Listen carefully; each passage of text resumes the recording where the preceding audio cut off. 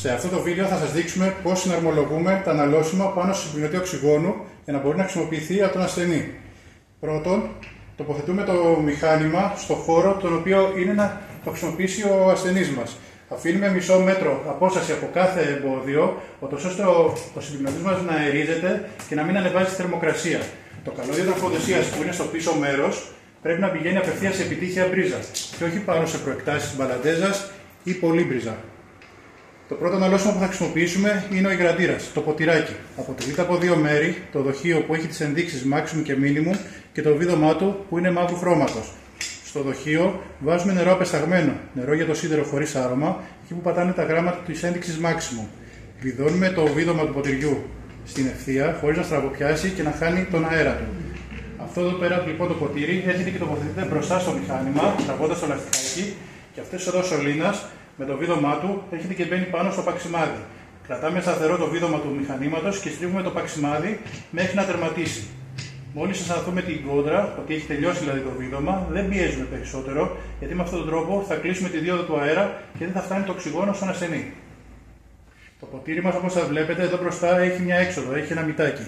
Σε αυτό εδώ πέρα το μητάκι μπροστά βάζουμε την προέκταση του σωλήνα. Ο σωλήνα μας μπορεί να είναι είτε 7,5 μέτρων είτε 4 μέτρων και τον χρησιμοποιούμε για να δώσουμε μια απόσταση του ασθενούς από το μηχάνημα. Είτε για να μπορεί να πάει στην τουαλέτα, είτε για να μπορεί να κινηθεί σε κάποια απόσταση μέσα στο σπίτι. Η μία άκρη λοιπόν του σωλήνα μπαίνει πάνω στο ποτήρι και η άλλη άκρη μπαίνει πρεσαριστά στο επόμενο εξάρτημα που λέγεται υδατοπαγίδα. Η υδατοπαγίδα είναι αυτό εδώ ο κύλινδρος από πλεξιγκλάς με τα δύο λευκά βιδώματα. Τοποθετούμε την άκρη του σωλήνα στη μία άκρη της υδατοπαγίδας και μπαίνει πρεσαριστά. Αυτή η υδατοπαγίδα χρησιμοποιείται για να σταματάει και να φυλακίζει την υγρασία που υπάρχει στο χώρο, κυρίως κατά τις βραδινές ώρες. Αν δούμε ότι έχει έστω και λίγο νερό μέσα, ξεβιδώνουμε τη μία άκρη και αδειάζουμε το νεράκι που υπάρχει μέσα. Δεν σκουπίζουμε, δεν ξεπλένουμε. Αφού το στεγνώσουμε, ξανακλίνουμε καλά το απόμα και στην άκρη που είναι ελεύθερη έρχεται και κουμπώνει η ειρηνική. Ο καθετήρας, ο ειρηνικός, το μητάκι που μπαίνει στον ασθενή. Πάλι με τρόπο πρεσαριστό, δεν έχει κάποιο ιδιαίτερο βίδωμα. Η ειρηνική αποτελείται από αυτήν εδώ την προέκταση περίπου 2 μέτρων και τα ρουθουνάκια τα οποία μπαίνουν στη μύτη του ασθενούς. Είναι το πιο ευαίσθητο από όλα τα αναλώσιμα της σεισμολογίας και ανάλογα με τη χρήση που κάνει ο ασθενής θέλει αλλαγή κάθε περίπου 10 με 15 ημέρες. Γιατί σκληραίνει, είναι επικίνδυνο να σπάσει, είτε γιατί λερώνεται. Το μηχάνημά μας, μετά τη συναρμολόγηση την οποία έχουμε κάνει, έχει κάποια κουμπιά πάνω στην συσκευή. Το πρώτο είναι το κουμπί του άνοιγμα και κλεισίματος, το 0 και 1. Και δεξιά είναι το ρόμετρό μας. Είναι ένας κύλινδρος με μια μαύρη μπίλια και τη στρόφιγγα από πάνω με τις ενδείξεις 0 έως 5. Όταν η συσκευή μας είναι κλειστή, δεν παράγει το οξυγόνο. Και γι' αυτόν τον λόγο η μπίλια στο ρόμετρο είναι πάντα κολλημένη στο 0. Δεν πειράζουμε ποτέ το ρόμετρό μας όταν το μηχάνημα είναι κλειστό. Γιατί δεν θα αλλάξει η ρύθμιση στην μπίλια και υπάρχει κίνδυνος να σπάσουμε το ρόμετρο. Ανοίγουμε τη συσκευή από το κουμπί στο αριστερό μέρος και περιμένουμε λίγα δευτερόλεπτα για να δούμε πού θα σταματήσει η μπίλια στη ροή. Η μπίλια κάθε φορά που ανοίγουμε πηγαίνει στη τελευταία ρύθμιση που είχαμε κάνει πριν κλείσουμε το μηχάνημα. Αυτή τη στιγμή είναι στη ροή 2. Αν η ροή 2 δεν είναι σύμφωνη με την εντολή του γιατρού μας, ερχόμαστε εδώ με τη στρόφιγγα και αναλόγως. Προς τα αριστερά αυξάνουμε τη ροή με απαλό τρόπο, προς τα δεξιά μειώνουμε τη ροή του οξυγόνου. Το κουμπάκι που βλέπετε πάνω από το άνοιγμα και το κλείσιμο του μηχανήματος είναι μια θερμική ασφάλεια. Αυτό μας προστατεύει από ένα βραχικύκλωμα που μπορεί να συμβεί στη συσκευή για να μην καταστρέψει το μηχάνημά μας. Αν για κάποιο λόγο πεταχτεί έξω, το μηχάνημά μας θα νεκρώσει και θα ακούσουμε ένα σφύριγμα. Τότε κλείνουμε τη συσκευή, ελέγχουμε την πρίζα, ελέγχουμε το λόγο που μπορεί να συνέβη αυτό το πρόβλημα, πατάμε το κουμπί της ασφάλειας μέσα και ξαναβάζουμε το μηχάνημα σε λειτουργία. Στο θέμα καθαριότητας, δεν ρίχνουμε υγρά πάνω στο μηχάνημα. Το ξεσκονίζουμε και αν υπάρχει κάποιος λεκές, με έναν οπό πανάκι περνάμε το λεκέ και μετά με ένα στεγνό από πάνω να πάρουμε τα όποια υγρά αφήσαμε.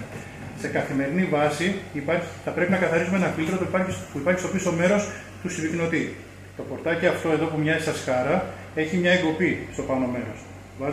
Βάζοντας τον αντίχειρά μας και πιέζοντας, ανοίγει το πορτάκι αυτό και βλέπουμε ότι υπάρχει ένα σουγκάρι. Το σουγκάρι αυτό πρέπει να καθαρίζεται σε καθημερινή βάση, να τεινάζεται και μια φορά την εβδομάδα μετά το τείναγμα θα πρέπει να ξεπλένεται με μπόλικο κρύο νερό. Να το αφήνετε σε μια πετσέτα για 2 ώρες να στεγνώσει και να τοποθετείτε πάλι στη θέση του. Δεν αφήνουμε ποτέ το μηχάνημα να δουλέψει χωρίς σουγκάρι Δεν βάζουμε ποτέ βρεγμένο το σφουγγάρι και δεν το αφήνουμε το σφουγγάρι λερωμένο. Γιατί τα σκουπιδάκια που υπάρχουν πάνω θα μπουν στη συσκευή και θα μας δημιουργήσουν τη βλάβη. Η συσκευή μας έχει κάποιους συναγερμούς και κάποιες ενδείξεις για να μας προειδοποιήσει ότι όλα δουλεύουν καλά ή ότι υπάρχει κάποιο πρόβλημα. Τώρα που η συσκευή μας δουλεύει, βλέπετε ότι είναι αναμένα τα δύο πράσινα λαμπάκια. Αυτό μας δείχνει ότι όλα βαίνουν καλώς.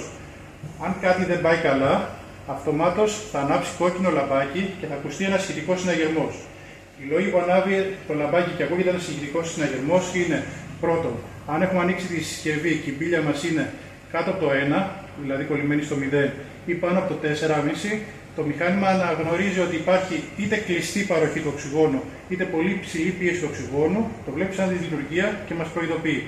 Επίσης, σε μια πιθανή διακοπή ρεύματος ή σε μια βλάβη της μπρίζας μας που δεν μας δίνει παροχή ρεύματος στο μηχάνημα, τότε, δείτε το παράδειγμα, όταν θα πάμε να ανοίξουμε τη συσκευή και δεν έχουμε ρεύμα για να λειτουργήσει το μηχάνημα, ακούγεται ο θόρυβος αυτός και μας προειδοποιεί.